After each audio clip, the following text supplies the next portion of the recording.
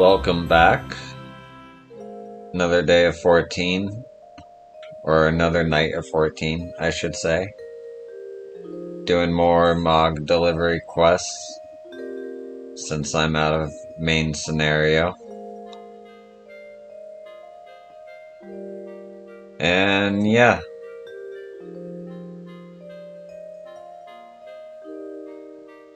Let's get to it.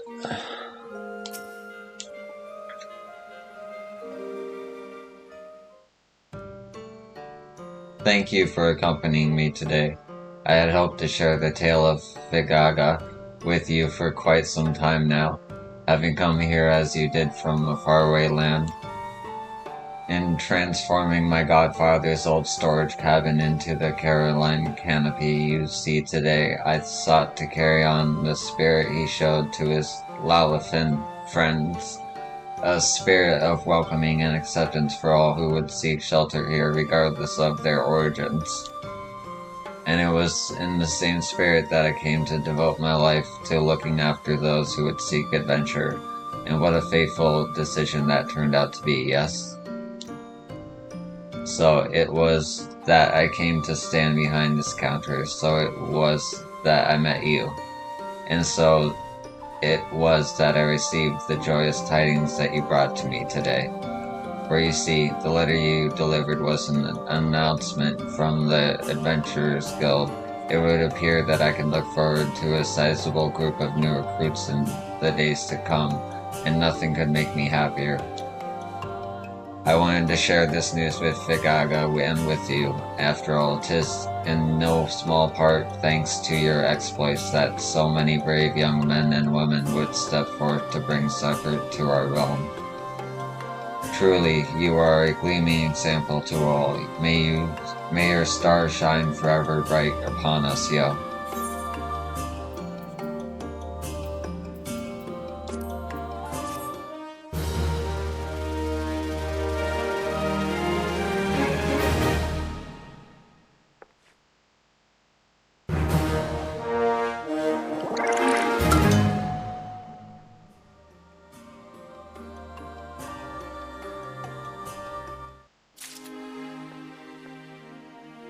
As you can see, I dressed the part.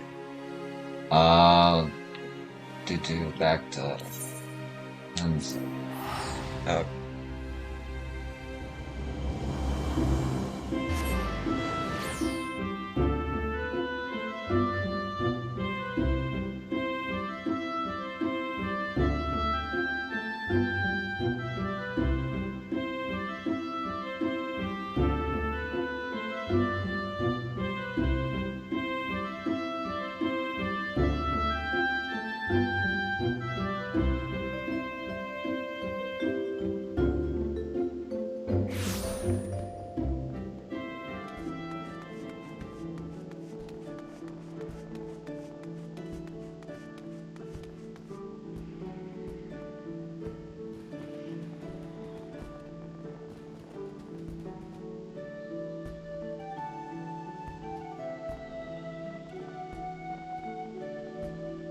There we go.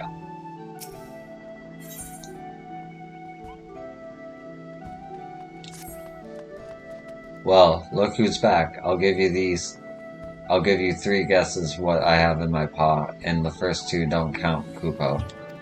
Why, yes, a letter. However did you know? It's addressed to Mamadi, the ever-charming proprietress of the quicksand in Ulda. Sounds like a pleasant enough assignment, wouldn't you say? But this is no ordinary letter. Oh no. Why, I've strained my eyes for any sign of the sender's name, but it's nowhere to be found. An anonymous epistole? Sounds like a task for my most capable assistant, Kupo.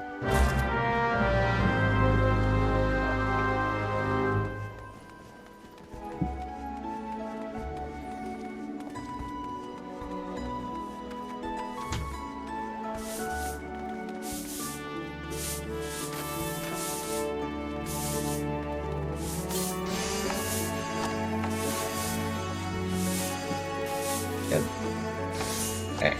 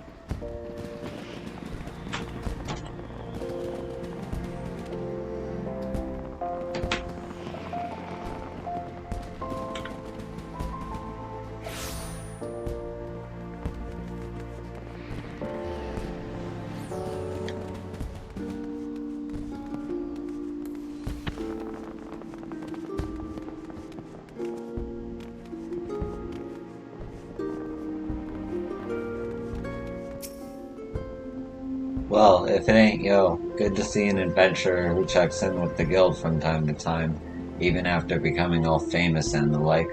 What brings you here? What brings you to the quicksand today?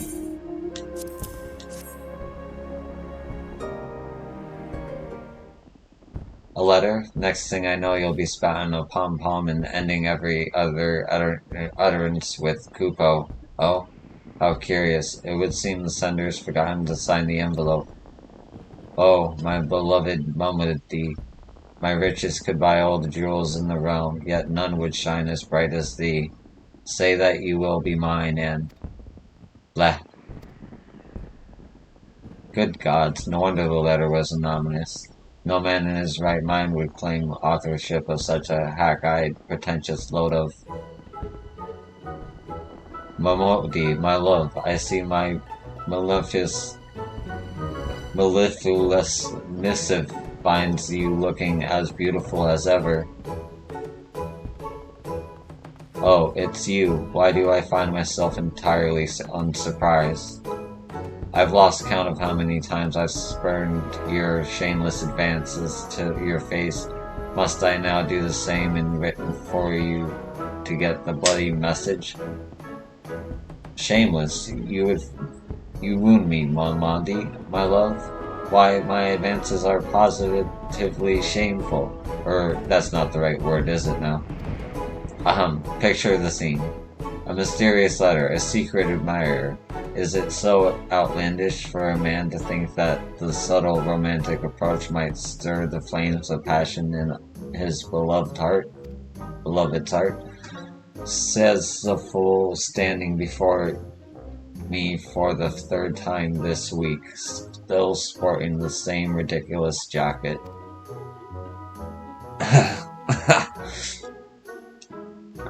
Our guest clearly lacks the courtesy to introduce himself, so allow me. This is Thomas so-and-so, son of the spice merchant, someone or another, and the richest, most eligible young bachelor in all of Ul'dah. Forgive me if I'm forgotten some of the details. I've only heard the story some 20-odd times now. This is Yo, the woman who wasted her precious time hauling your rubbish halfway across the realm. Is that so? Smashing work, my girl. Remind me of your name again later, and I'll be sure to put you on the guest list for when my lovely Momodi and I are wed. Do you see, my love? This adventurer's efforts were not for naught. No, you need only promise your hand to me. Promise that forever my Momodi and mine alone you will be. In person or in ink, my answer's the same. Come back when Vanillin freezes over, so I can reject you again. Alas, and alack, but I should have known. Yes, that hairpin that adorns your lovely locks speaks loud and clear. Admit it, Momodi, after all these years you still harbor feelings for him. Why, you some nerve walking into my place of business spouting such nonsense. Nonsense, my beloved, is that so? Rumors abound about that hairpin, that it was crafted for you by an old flame, that it not left your shapely head for so much as a day since the calamity. If you lost a childhood loved when a lesser moon fell, you have my sympathies, but this is a new age, my dears. Time marches on, and we must march with it. Oh, and did I mention that my family is among the richest in the Sultanate?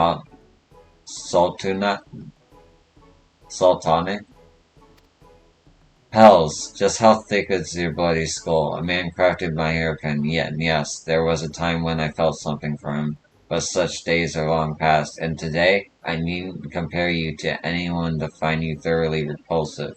Besides, I'll have you know that man who crafted this still lives.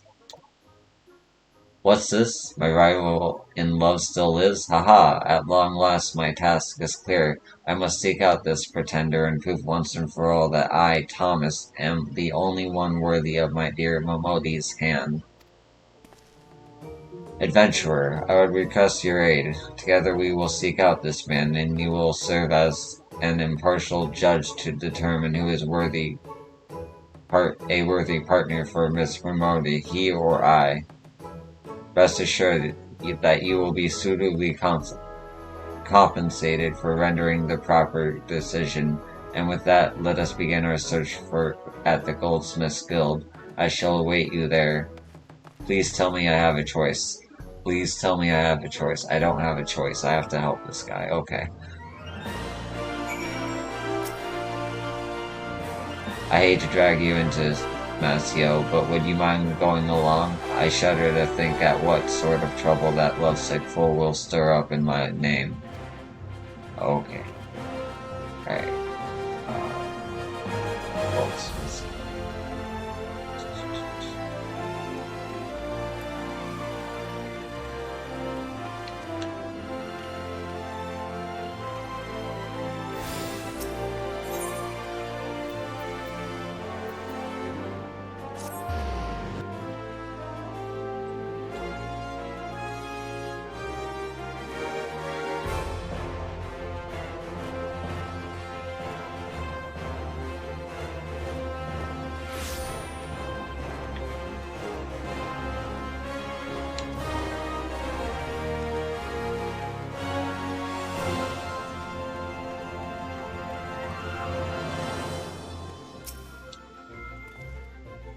This one knows something of our man. I can see it in his eyes. We'll go on now. Love awaits no man.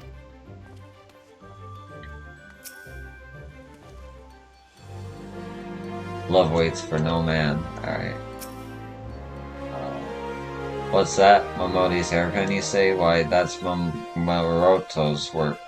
Moroto. Now, there's a name I've not uttered in some time. Destined for greatness, that one was. Could have been the second coming of Nelsfern. Why, he'd been with us for a scant few years when a commission came in from the Sultana herself. Slaved away at a piece day and night till one day when he rose from his workbench and walked away.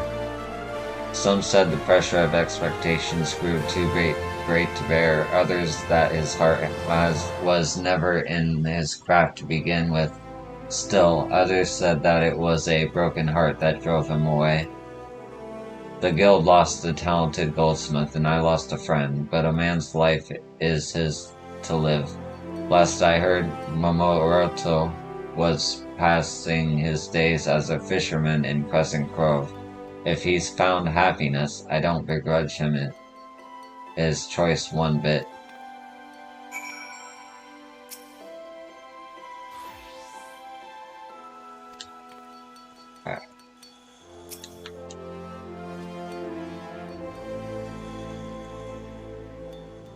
To think that my rival of Momodi's heart has been lurking in our very midst this whole time. You have my thanks, Master Mimetsu. Rest assured that Momodi and I will spare no expense when we commission from your guild our wedding wings. Come, adventurer, to Crescent Grove.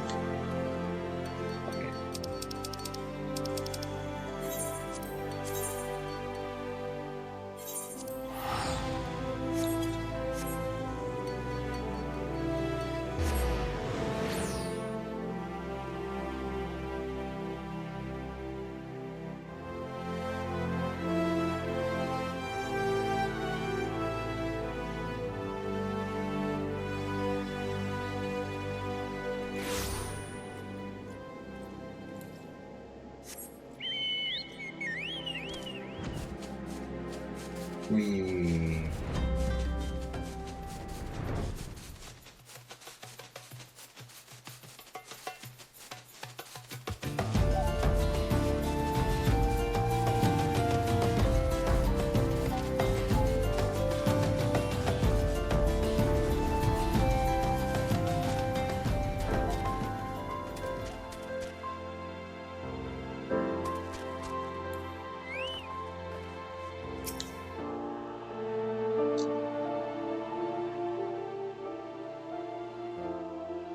Not a bite. Ah well, tomorrow's another.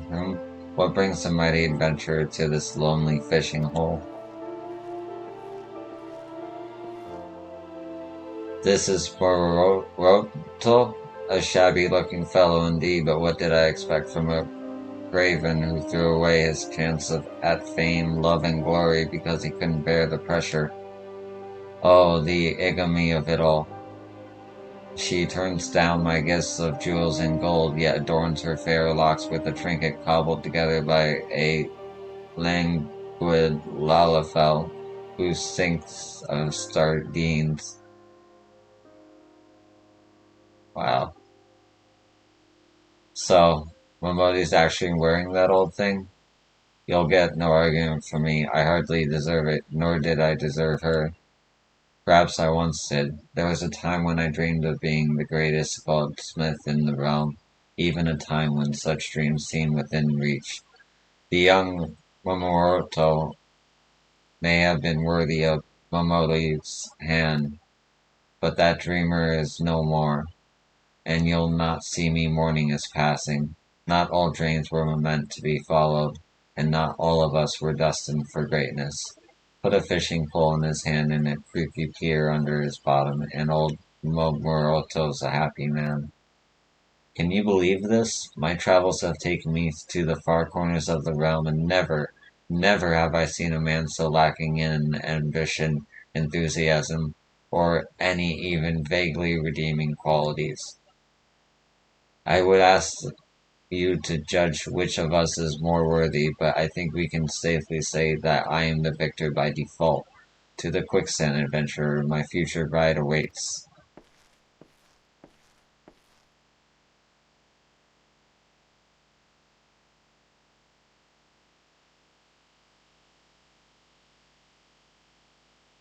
Ah, so that's what all the shouting's about. The young man's taken a fancy to Momodi, has he? I'll say this much, he's got good taste. Doesn't seem like all that bad a fellow. A bit oversure of his own abilities, perhaps, but no more so than someone I used to know. When I gave that hairpin to Momodi years ago, she refused to wear it, said it meant too much to her to risk losing. As to why her heart may have changed, who can say? But it is not for love, this I know. Those days are buried in the sands of time. Whether that will avail your love-born friend is another matter entirely.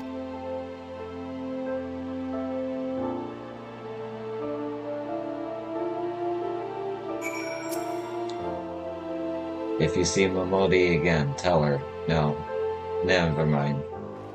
There might once have been a time for words, but that time has long since passed. Be well, friend. Be well.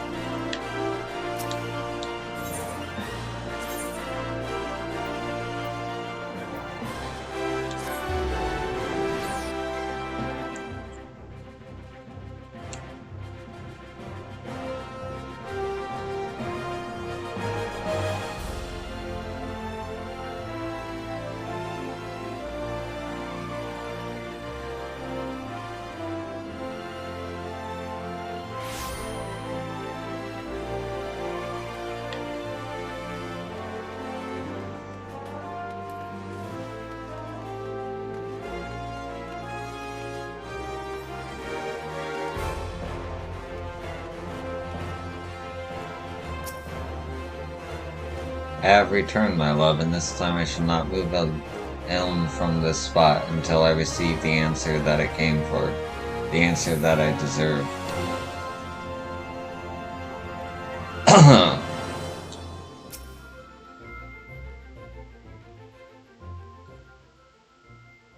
Just between you and me, yo, I was hoping you'd manage to lose him somewhere along the way. uh, I have done my part. I set out this Momoroto and heard the tale of a coward who has not deserved you since the day he fled the city, forsaking your love for his future in the process.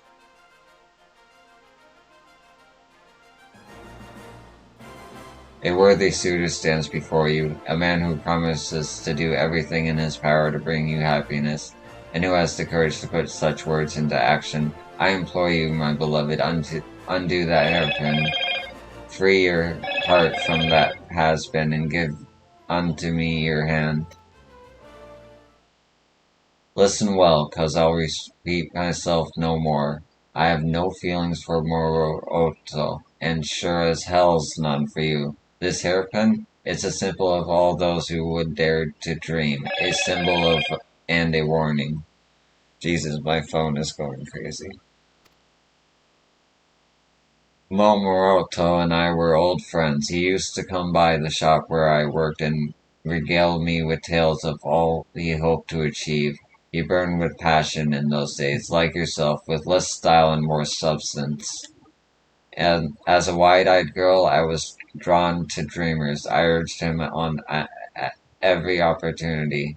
When I heard he was making something for the Sultana, I near screamed. This is your chance, Momoroto. Craft the masterpiece. I know you have it in you, and you'll go down in history. You won't live and die a nobody. So I told him over and over until he came no more. And I went to the Goldsmiths Guild, only to hear that he'd resigned his position. 'Twas then I saw the error of my ways. At the time that I thought I was encouraging my friend, I was only piling on a burden he never wanted to bear. And so you wear the hairpin out of pity for the man? No, not pity. At first I felt so ashamed that I didn't think myself worthy of wearing it. Then the lesser moon came tumbling down and everything changed. At first we thought we'd lost everything, then slowly but surely we began to pick up the pieces and dream again. Seeing the proud faces of those who would rise to the call and rebuild our realm, it rekindled passions in my heart, and I hadn't felt in years. It was then that I finally discovered a dream of my own. To stand with those who would fight for their dreams and to give them strength in any way I could. This is why I stand here today. And yet, I must never repeat the mistakes of my past. Adventurer, artisan, or angler, one's true dreams, one's true strength must come from within. This is what I've learned from Moroto, and this is why I treasure his memento to this very day. Oh, my beloved, could there be in this world a more sensitive soul? The 12 should be the 13, for you, my dearest, are a goddess of dreams and compassion. Hitherto, I knew only of your physical beauty, but I have seen the true beauty of your heart and soul. I am lost without you, my beloved. Make my dream come true and promise to stay by my side forevermore. Have you not been listening to a single word I said? I devoted my life to supporting adventurers' dreams. Women like Yo here who are too busy fighting for a realm to waste my bloody time. But, my beloved, our love too, may yet save Orozia from the shadows. Well now, those are the first interesting words I've heard come out of your mouth. Prove to me that you're more than just words, and maybe, just maybe, I'll reconsider. Does this mean I have a chance? A merciful indeed is the goddess Momodi. I will not fail you, my love. Today I take my leave. When I next return, you will know the true breadth and scale of my dreams.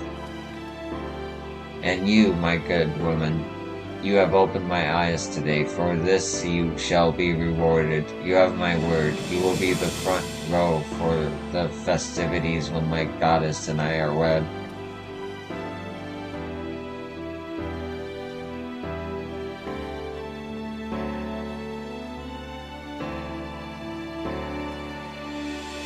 Finally, some peace and quiet.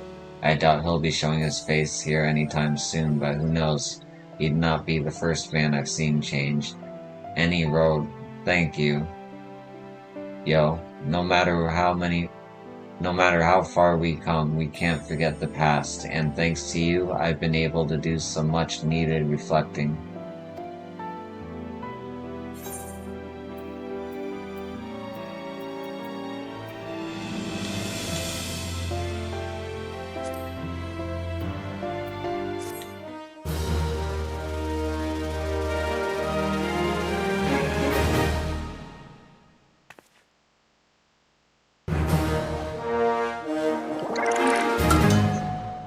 Level 4! Yes. Oh. Things have been delicate for a while now, but I've never seen the refugees look so flightly. I suppose I'd be anxious too if every rumor flying in from Gridania mentioned the battle on the border of my homeland. Alright. Back to Limonza.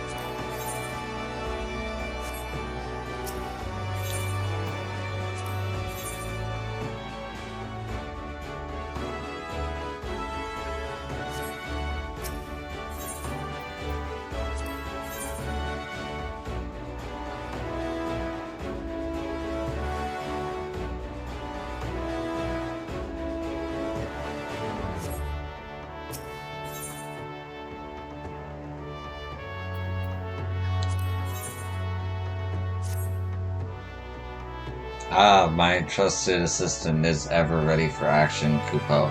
Very well, I have a package here straight from the Little Solace addressed to, the Long One. The Long One. Moogle Intelligence has confirmed that this is a Sylphic Effiat for one Humbert Longhaft, a brass blade captain of a considerable repute who leads the defense at Highbridge. Humbert is known to be one of the most charismatic leaders in the realm, never seen outside of the company of one or more of his men. Rather, I should say, women. His followers are uniformly female and fiercely loyal to their captain. I was in Highbridge a short while ago, but this captain was unfortunately off duty. It would appear he had business at the Weavers Guild and had taken two of his most loyal subordinates along with him to Ul'dah. Many happy deliveries, Kupo.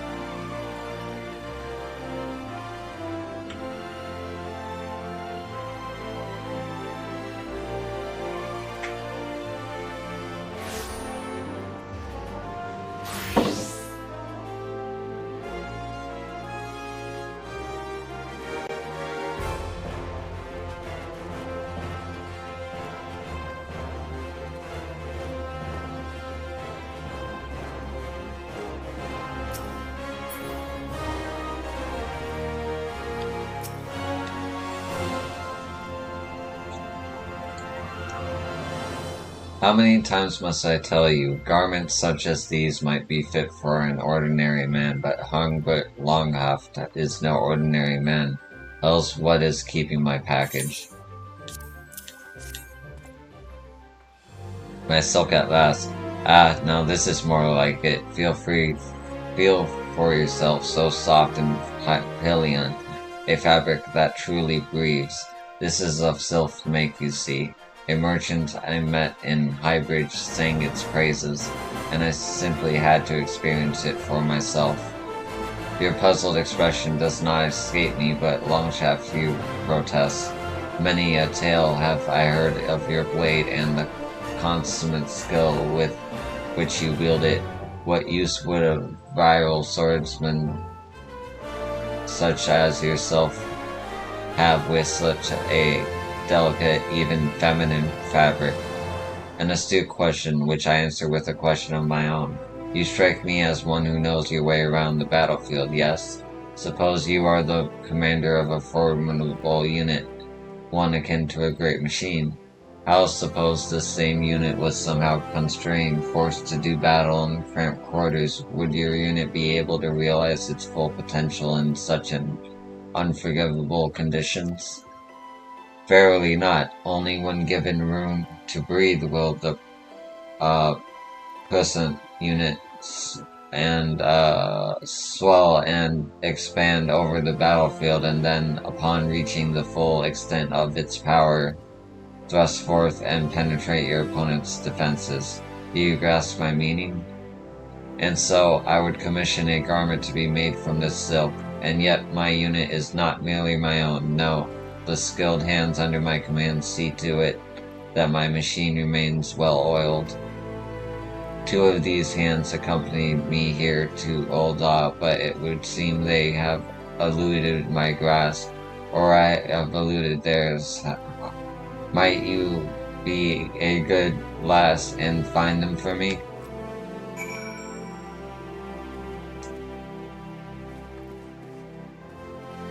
Okay.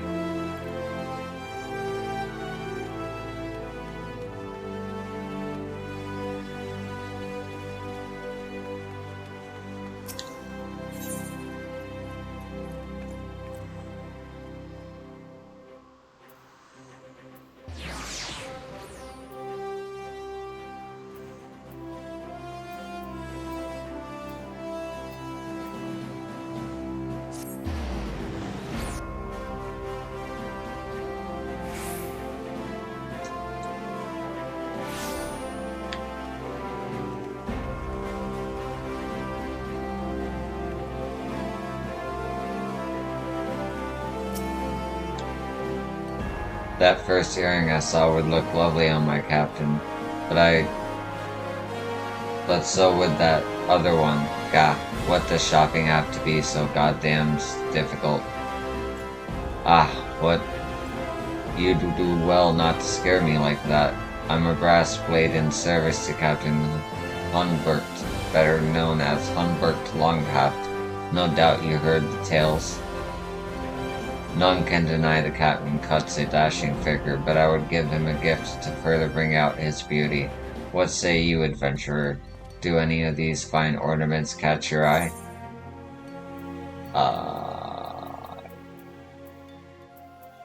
Fucking red.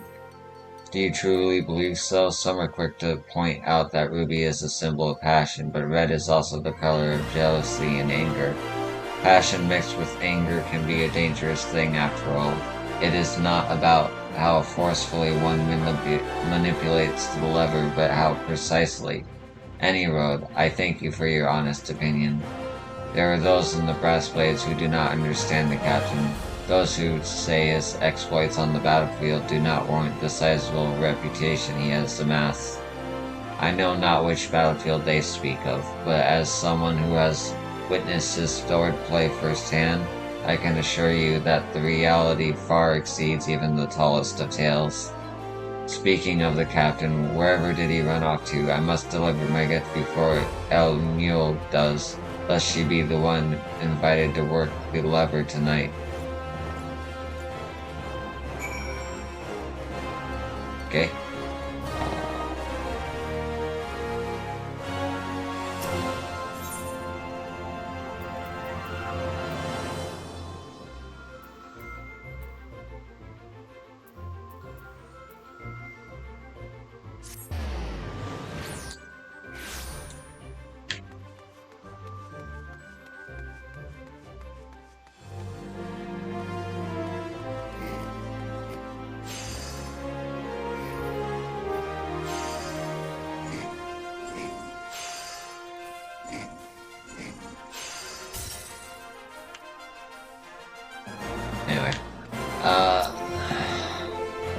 So many potions of myriad powers and potencies, surely one might serve to further harden the captain's resolve. Wah, don't frighten me like that. I was just shopping for a suitable present for my captain. You have heard the tales of the long haft, I presume? Then you know that he is naturally endowed with both size and stamina. Still, I would see how alchemical innovation might enhance his already prodigious talents. Do any of these reels intrigue you, adventurer?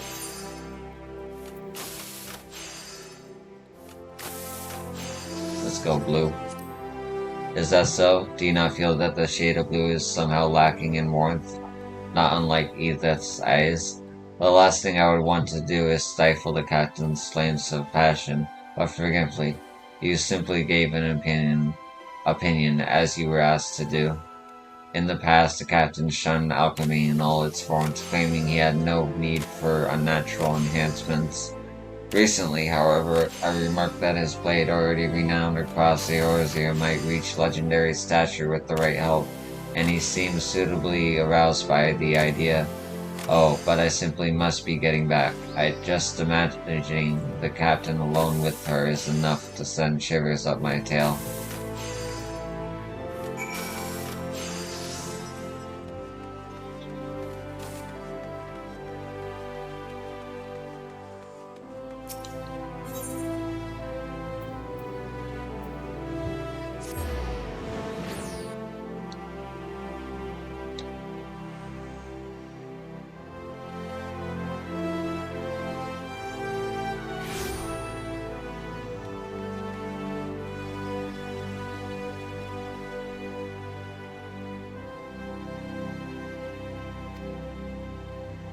The mere suggestion that our captains partake in alchemical enhancements is an insult, not merely to him, but to the gods that endowed him with such natural talent. Ah, says the one who would see him adorn his body with gaudy trinkets, do you even understand the true measure of a man? Ungrateful wench, you're not worthy to polish the captain's blade.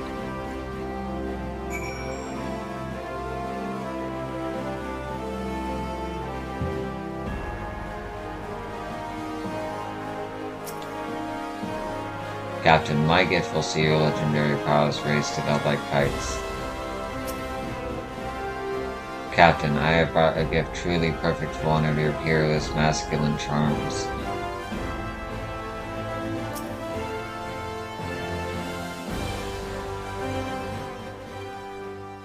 Captain, you always praise the way I calibrate your lever. Oh. You called me an engineer. Captain, you said that no machinist in the realm could keep your carts oiled as I do. Cease this senseless bickering, the both of you. You each have served me long and served me hard. Surely you realize by now that there is more than enough man to go around. While I welcome your sentiments, I have no need for shiny baubles of motley brews. The gods have seen fit to endow me well. I would fight my battles on my own merits. Besides, there are more important matters at hand. Before you two came in, I had just been informed that my garments were ready. Prepare yourselves.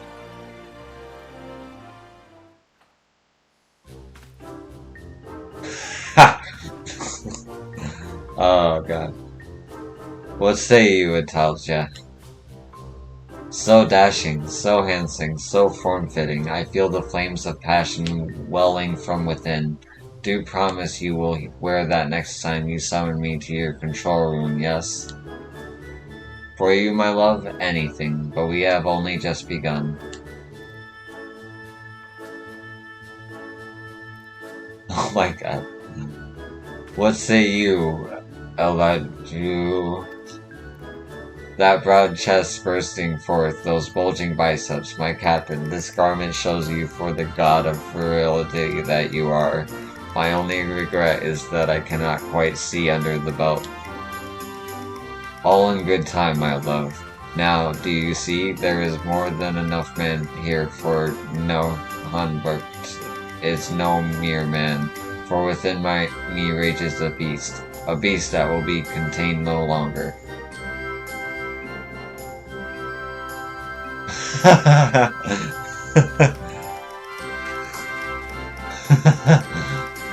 The dance. Oh. Behold, did you know that this bird... He's a furry! Did you know that this bird snow creature is legendary for its stamina and sheer size of its manhood? Now tell me, ladies, what would you like for Starlight this year? You, my captain? Nothing, and nothing but you. Ha ha ha, that's what I thought you'd say. Now if you've gotten over your silly little catfight, I believe it's time we went on our way. For even as we speak, bandits and brigands would target innocent merchants who travel through the high bridge. Fear not, ladies, there will be time enough for pleasures when the battles have been won. Yes, sir. Sigh. If you thought being the long-haft was all about sweet pleasure and bliss, you'd best think again. Prone to bouts of sibling jealousy, those two, but they're good girls at heart, all the more admirable considering their origins. Stolen from their parents when they were just babes and sold into a trade where no woman deserves to go. My unit found and freed them, but sadly the brass blades are not in the habit of taking in children. Granted their freedom, they made their living on the streets. While many turn to selling their bodies, they hone their smarts and their fighting skills. When they returned to me years later as women grown strong and beautiful, I swore that I would have them. In my regiment, that is. That they know how to properly sheath my blade is an extra benefit, albeit a most welcome one, and with that, I must return to my post. This motherfucker. Living his best life.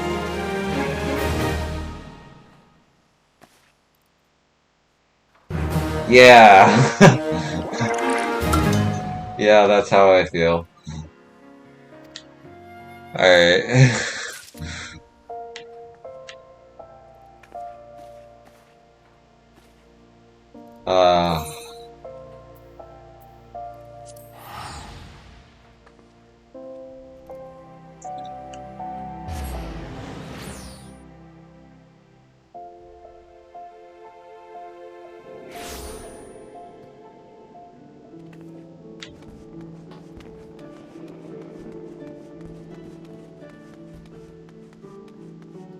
No.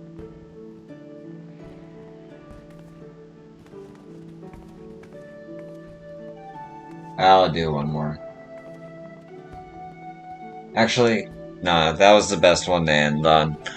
I'm end it there. I might do one more stream tonight, I'm not sure. But, for now, I'll see you in the next one. Thanks for watching.